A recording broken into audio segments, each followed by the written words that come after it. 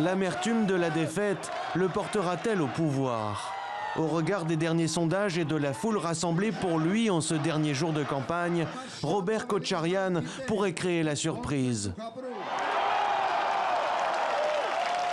À Erevan, ce vendredi, environ 20 000 personnes sont venues applaudir celui qui fut président de 1998 à 2008.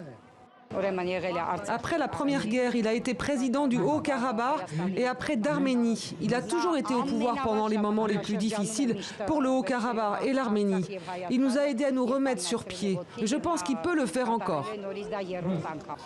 La dernière fois que les Arméniens sont allés voter pour des législatives, c'était en 2018. Dans l'euphorie de la révolution de velours, Nikol Pachinian débarquait le régime post-soviétique corrompu qui accaparait le pouvoir depuis 30 ans.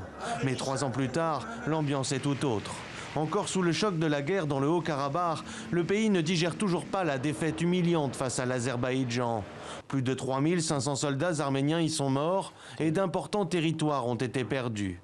Artyom, 24 ans, y était, c'est là-bas qu'il a basculé. J'ai commencé à changer d'avis pendant la guerre. Pendant la guerre, j'ai commencé à un peu plus analyser la situation, ce qu'il se passait, ce que Nikol Pachinian disait.